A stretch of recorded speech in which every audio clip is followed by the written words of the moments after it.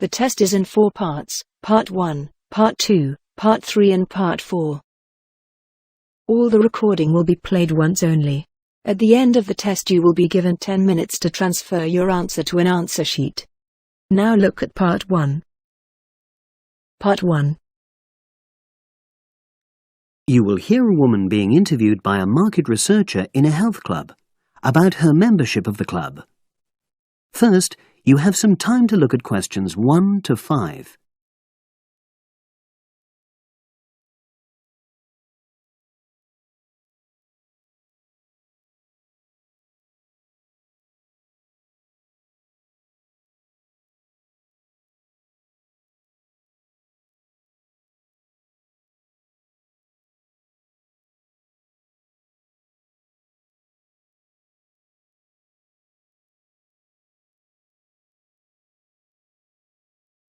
Now we shall begin. You should answer the questions as you listen, because you will not hear the recording a second time. Listen carefully and answer questions 1 to 5. Oh, excuse me. I wonder if you'd have the time to take part in some market research. What's it about? About this club and your experiences and opinions about being a member. It'll take less than 5 minutes. Oh, OK then, as long as it's quick. Can I start by taking your name? It's Selina Thompson. Is that Thompson? Yes. Okay, great. Thanks. And what do you do for a living? Well, I'm an accountant, but I'm between jobs at the moment. I understand. But that's the job I'll put down on the form. And would you mind my asking which age group you fall into? Below 30, 31 to 50, and above? Over 50, I think we can safely say. Great, thanks. And which type of membership do you have? Sorry, I'm not sure what you mean. Do you mean how long? No, is it a single-person membership? Oh, right, no, it's a family membership. Thanks. And how long have you been a member? Ooh, let me see. I was certainly here 5 years ago, and it was probably 2 to 3 years more than that. Mm-hmm. Shall I put down 8? Oh, I remember now. It's 9, definitely. Sorry. No problem. I've got that. And the last question in this first part is, what brought you to the club? Sorry? How did you find out about the club? Did you see any ads? Well, I did actually, but I have to say I wasn't really attracted to the club because of that. It was through word of mouth. So you were recommended by a friend? Actually, my doctor. I'd been suffering from high blood pressure, and he said the club was very supportive of people with that condition, so I signed up. Great, thanks. Before you hear the rest of the conversation, you have some time to look at questions 6 to 10.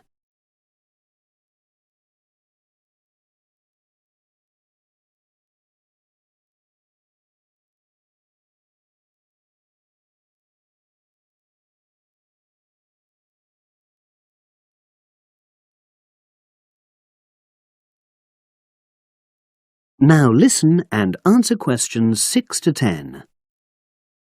Now, for the second part of the form, I want to ask a bit more about your experience of the club. Sure. How often would you say you use the club? It varies enormously, depending on how busy I am. Of course. But on average, per month?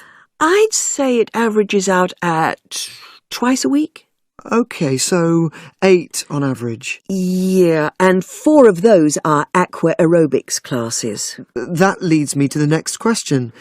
Would you say the swimming pool is the facility you make most use of? Fair to say that, yep. Right, thanks. And are there any facilities you don't use?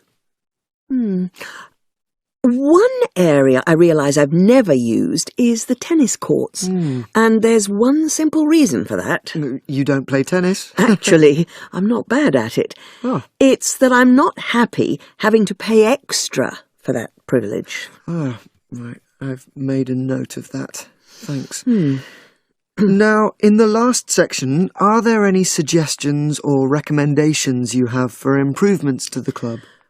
Only about health and fitness? Anything at all? Well, I'd like to see more social events. Oh. It isn't just a question of getting together for games or classes, but other things, you know. Yes, sure. And another thing that I was thinking, when I had my yoga class in the gym last night, we were all sweltering in the heat, was that I think they should put in, well, you know... air conditioning. That's exactly what I mean. The rooms are really light and well designed, but they do need proper installations. Sure. Well, I've made a note of that. Good. So, is there anything else you'd like to suggest? About quality of service, for example? Oh, everyone's very nice here. They couldn't be more friendly and helpful. Oh, but I tell you what, it's a shame the restaurant isn't open in the evening on Saturday, and Sunday as well, for that matter. Oh. So, the club should... open it later on those days. OK.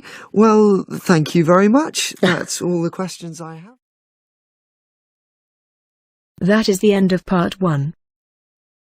You now have half a minute to check your answers.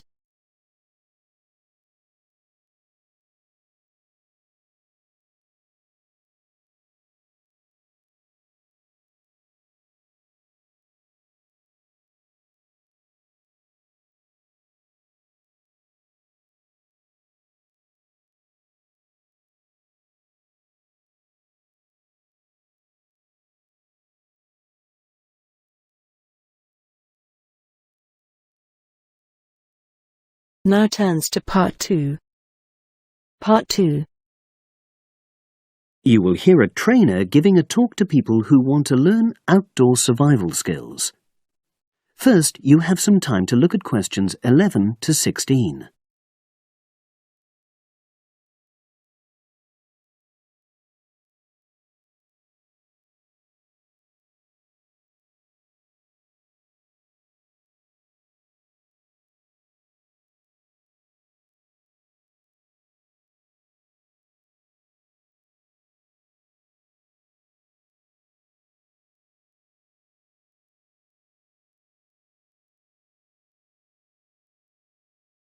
Now listen and answer questions 11 to 16. Good morning, everyone, and welcome to our outdoor survival program. As you know, this week you'll be learning some of the basic information and skills you need to look after yourself independently in the outdoors. These first 2 days will be based here in the classroom, and then we'll be taking a camping trip to put into practice some of the things you've learned. I'm going to start off with the topic of food.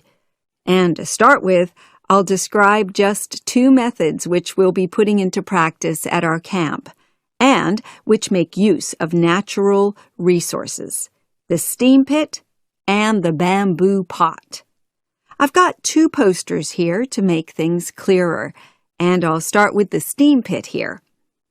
To make this, you'll need some dry sticks, some grass, some loose earth, and some stones.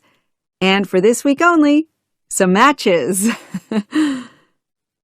The first thing you do is to dig a shallow pit in the place you've chosen to do your cooking.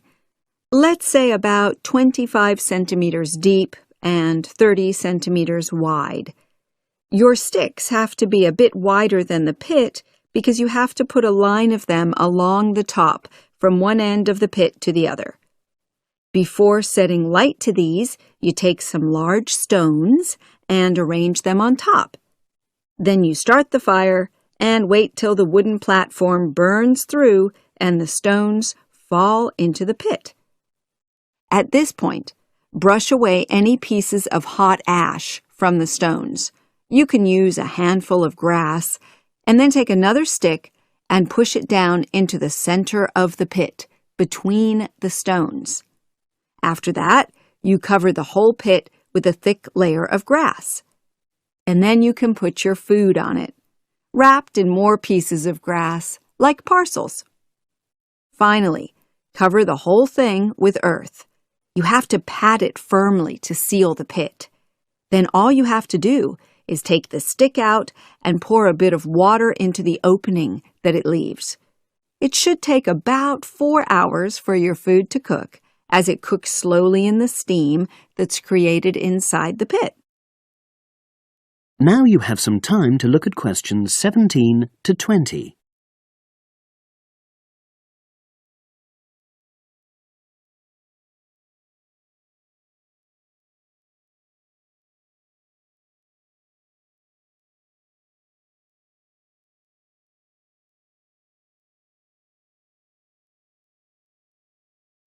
Now listen and answer questions 17 to 20.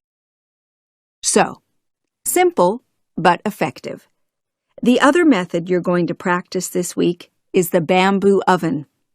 Now, the steam pit is ideal in certain conditions because the heat is below ground level. For example, if there's a strong wind and you're afraid a fire might spread. But when it's safe to have an open fire, you can use the bamboo oven method. You get a length of bamboo, which, as you probably know, is hollow and consists of a number of individual sections with a wall in between. You use a sharp stick to make a hole in each of the dividing walls apart from the end one. Then you lean the bamboo over a fire, with the top propped up by a forked stick and the bottom sitting on the ground.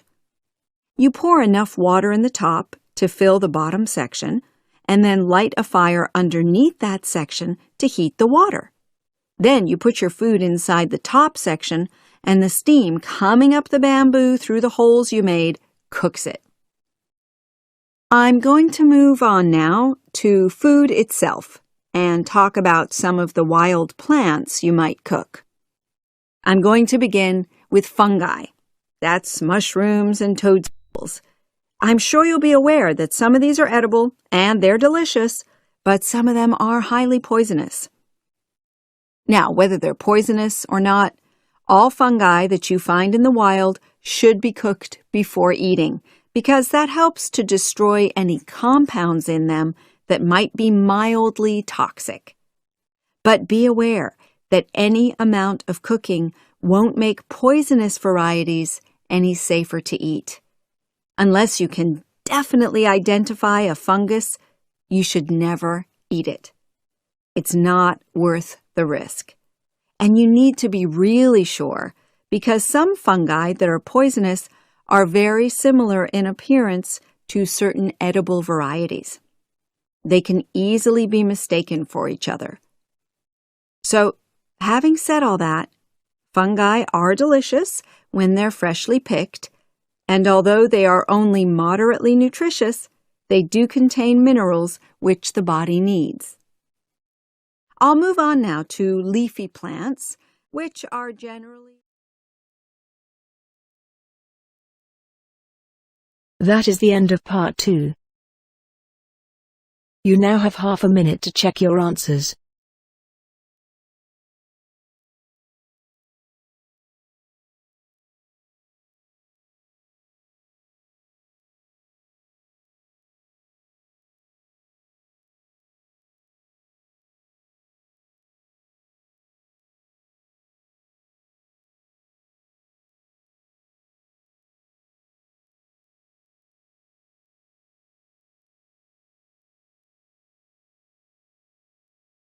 Now turns to part 3.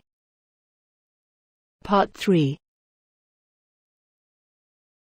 You will hear a woman called Phoebe, who is training to be a teacher, talking to her tutor called Tony about research she has done in a school.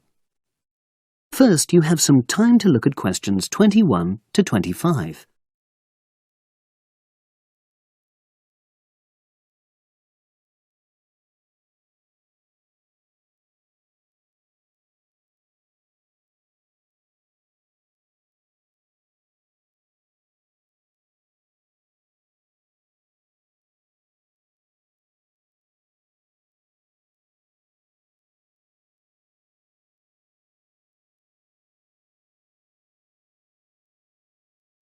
Now listen and answer questions 21 to 25. So, how did you get on with your school-based research, Phoebe? Well, it was exhausting, but really valuable. Good. What was the specific focus you chose? My title is Attitudes Towards Study Among 11 to 12-year-old Pupils. Right, and what made you choose that focus? Well, that's a bit difficult. Lots of my classmates decided on their focus really early on, mainly on the basis of what they thought would help in their future career, in their first year's teaching. So that's what helped you decide? Actually, it was that I came across a book written by experienced teachers on student attitudes, and that motivated me to go for the topic. Okay. So what were your research questions or issues? Well, I wanted to look at the ways students responded to different teachers, particularly focusing on whether very strict teachers made teenagers less motivated. And from your research, did you find that was true? No, not from what I saw, from my 5 days observation, talking to people and so forth. Okay. We'll talk about the actual research methods in a moment, but before that, can you briefly summarise what your most striking findings are?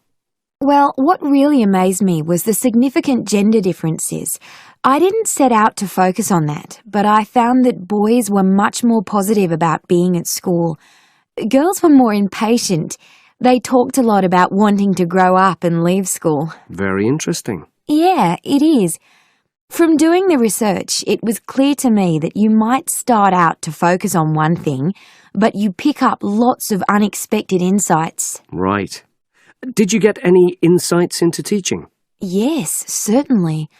I was doing a lot of observations of the way kids with very different abilities collaborate on certain tasks, help each other. And I began to realise that the lessons were developing in really unexpected ways. So what conclusion do you draw from that? Well, I know it's necessary for teachers to prepare lessons carefully, but it's great if they also allow lessons to go their own ways. Good point. Now, I'm really pleased to see you doing this. Analysing and drawing conclusions based on data. But surely this isn't proper data. Because it's derived from such small-scale research.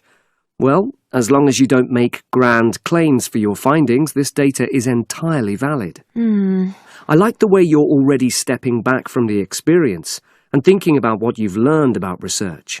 Well done. But I know I could have done it better. As you become more experienced, you'll find ways to reduce the risk of difficulties. Okay. Now you have some time to look at questions 26 to 30.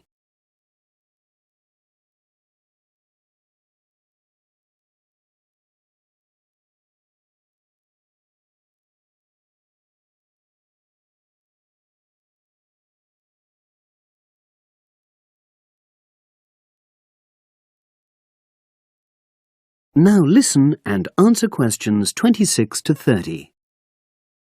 So, let's look in more detail at how you gathered your data. Let's start with lesson observation. Well, it generally went quite smoothly. I chose my focus and designed my checklist. Then teachers allowed me into their classes without any problems, which surprised me. It was afterwards that the grueling work started. Yeah, it's very time-consuming, isn't it? Making sense of analysing your observation notes. Absolutely. Much more so than interview data, for example. That was relatively easy to process, though I wanted to make sure I used a high-quality recorder to make transcription easier. And I had to wait until one became available. Right. And did you interview some kids as well? In the end, yes. I talked to 10, and they were great. I'd imagined I'd be bored listening to them, but... So it was easy to concentrate? Sure. One of the teachers was a bit worried about the ethics, whether it was right to interview young pupils, and it took a while for him to agree to let me talk to 3 of the kids in his class, but he relented in the end. Good. What other methods did you use? I experimented with questionnaires, but I really regret that now. I decided to share the work with another student, but we had such different agendas it ended up taking twice as long. That's a shame. It might be worth you reflecting on ways you might improve on that for future projects. You're right, yeah. Okay. And the other thing I did was stills photography. I didn't take as many pictures as I'd hoped to. Lack of time? It's pretty easy just snapping away, but I wanted each snap to have a purpose, that would contribute to my research aims, and I found that difficult. Well, that's understandable, but remember... That is the end of part 3. You now have half a minute to check your answers.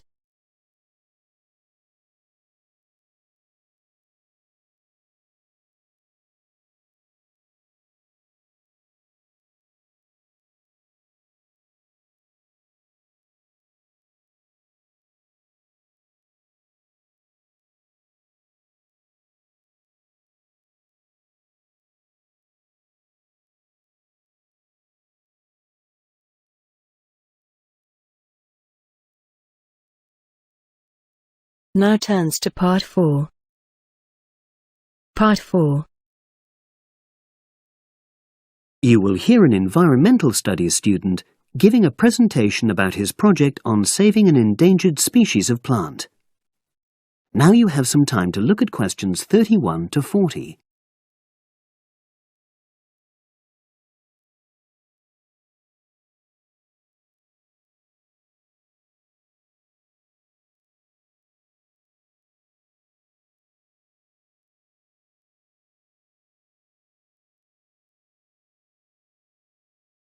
Now listen and answer questions 31 to 40. For my presentation, I'm going to summarise what I've found out about efforts to save one plant species, the juniper bush. It once flourished in Britain and throughout the world's temperate zones, but over the last few decades has declined considerably.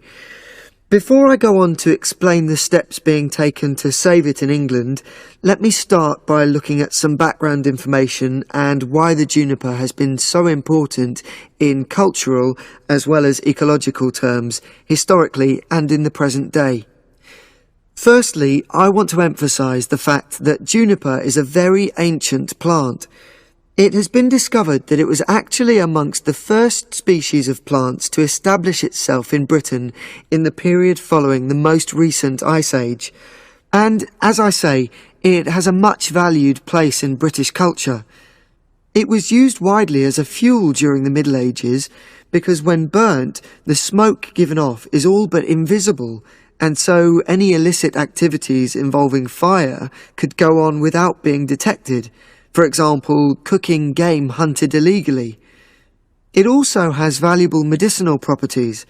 Particularly during large epidemics, oils were extracted from the juniper wood and sprayed in the air to try to prevent the spread of infection in hospital wards. And these days, perhaps its most well-known use is in cuisine, cooking, where its berries are a much valued ingredient, used to flavour a variety of meat dishes and also drinks. Turning now to ecological issues, juniper bushes play an important role in supporting other living things. If juniper bushes are wiped out, this would radically affect many different insect and also fungus species. We simply cannot afford to let this species die out.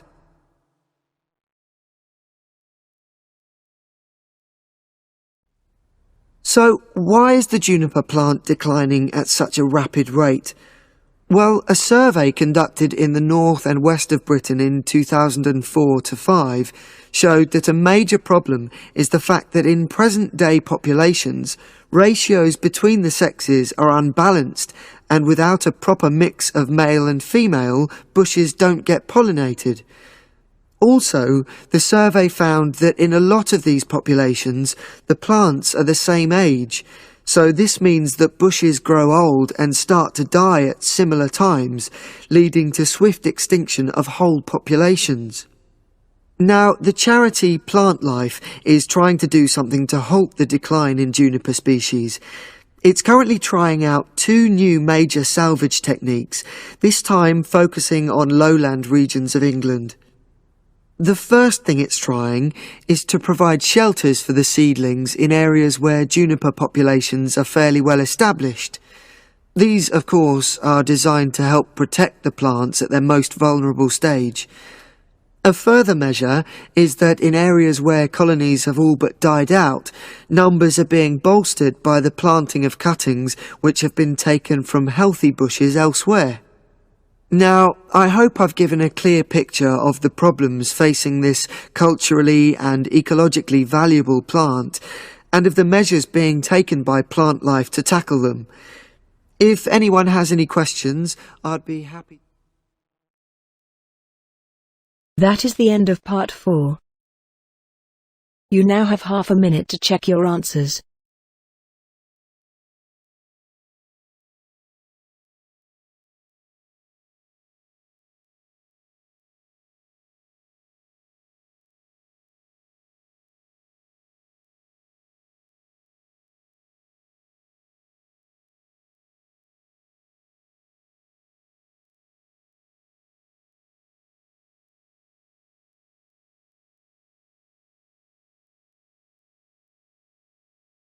That is the end of the listening test.